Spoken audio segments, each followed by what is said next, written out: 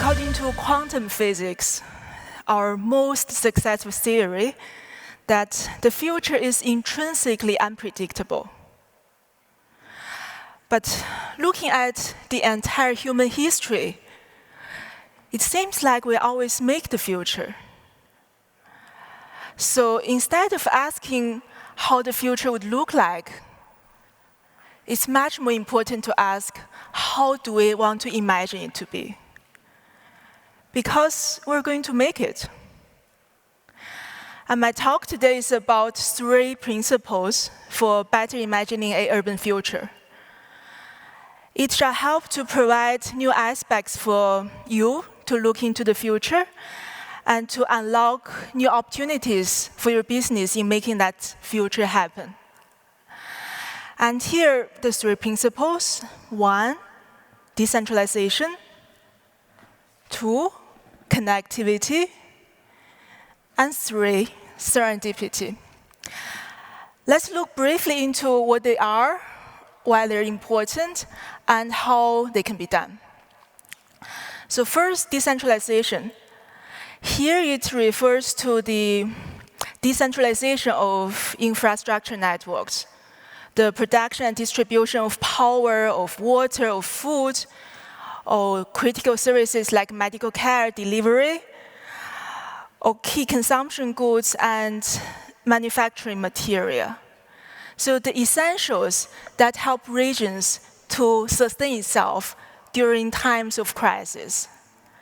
And in the last decade, we've seen enough times of crisis from 9/11, Fukushima, COVID, commercial market meltdowns. And one thing we know is that the future is not going to be less uncertain. So nothing is more important than to survive. And this also refers to the decentralization of functions such as living, working, different facilities. So instead of manufactured or urban development, we should have compact, diverse, mixed-use communities. And during the COVID lockdowns in Asia, where the communities became the smallest functional units of the society, those ones with more diverse functions and facilities did significantly better. One example would be this project in Singapore, the Kampung project.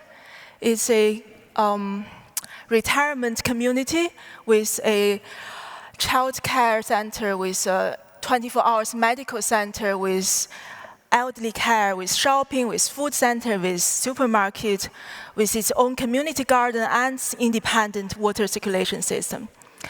All these amenities solved the supply problem of the community to a large extent during the pandemic. It also offered high quality communal space for people to still get some movement. And actually it's a very tiny little example, but it goes to show us how small we can start to decentralize. And luckily with new technologies such as urban farming, compact energy storage, or green renewable energy production, the production units are shrinking in both cost and size, so it's much easier nowadays to decentralize. So the future is pretty bright. Second principle is connectivity. When you think about cities, what makes them special? It's the density of innovations and opportunities. And these things come from cities being the connecting points of people, goods, services, ideas. Throughout history, we see that it's this kind of connectivity across culture, across boundaries, that made us thrive. So this principle is about facilitating the smooth, efficient, cross-boundary connectivities in our cities. And on the other hand, to connect is one of the most fundamental human drives. To connect to others, to ourselves, to nature, to the world. It's a reward in itself But unlike many other rewards like drugs, alcohol, or consumptionism, it doesn't backfire because it doesn't make us addicted. It's a sustainable source of happiness, which is actually very rare. And to achieve connectivity in urban systems, we could focus on two major things. First is to provide opportunities, those space for people to connect. Communal spaces, open spaces, multifunctional spaces. It doesn't have to be fancy. It can be something like this. The second thing we can focus on is to improve the quality and efficiency of the connections via collecting of data through smart infrastructure, smart devices, and by utilizing this information to improve the quality of connections. And since mobility is at its core, it's about enabling connections and interactions, how could mobility providers to broaden their scope of services, to better help people, services, goods, ideas to connect on both physical and non-physical levels, is the opportunity in the coming years. Because connection doesn't have to happen when we're standing still. So could we be socializing or dating while we're on the go?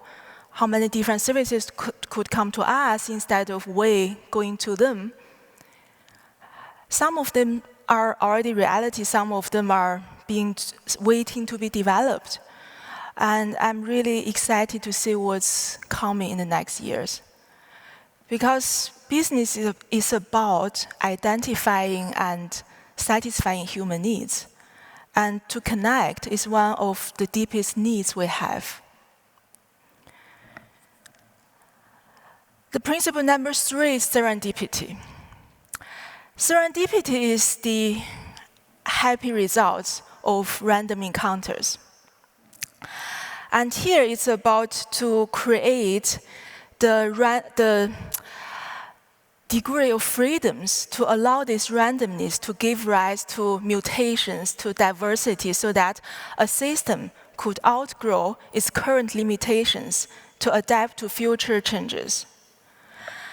Since we would never be able to predict the future, this is crucially important that our system, urban system or otherwise, could adapt into the future. And even better, we could influence this future by biasing the initial conditions, how we design them, into promoting certain types of developments. When we think of serendipity, a good example would be the ancient Roman forums, the marketplace, where people from different places with different goods come, initiate trade, talk about philosophy and science, giving rise to thousands of years civilization. Or we can think of 17th century English cafe houses, where people came, ideas, had sex, giving rise to the era of enlightenment. We need certain kind of randomness and degrees of freedom so that places could develop their so-called chemistry or the spirit of a place so that they can differ from one to another. They can stand out. And you never have to worry that the places look the same. And serendipity provides pleasures too, because our brains craves surprises and novelty. That's why we enjoy learning new things, and that's why the thought of going on an adventure makes us exciting and energetic. But to achieve serendipity in the urban systems are not so straightforward. We need to understand that it's about allowing some degrees of freedom so that the system could adapt, could grow. It's about creation of the opportunities so people could have random encounters, could meet. This is about urban spaces. This is about public space, parks, different urban functions. And to accelerate connections to happen, we want to create shared experiences. So you want to have places, spaces that's enriching your life experiences, that's full of surprises, that touches your emotions so that you could have different encounters and have connections. A concrete example would be a density study I did in Beijing. It's a 1 kilometer tower, home for 100,000 people. It consists of 3 towers connected via 4 major transfer levels. So basically, you come, take the shuttle elevator to go to the transfer level, and there you change to local elevator to reach your final destination. And those transfer levels are the points of connections. They are where people meet. They are the major social hotspots. And each of them has a very different theme, so that they're very, very distinguishable. And people come from different places, but with different purposes, and they come and have encounters. So serendipity here is just a matter of time, a matter of quantity. To conclude my talk, I want to say the take-home message is that, yes, humans are very bad at predicting the future, but we're very good at prescribing it. So have faith in what you believe in. For example, the belief of these 3 principles: decentralization, connectivity, and serendipity. Thank you. Thank you.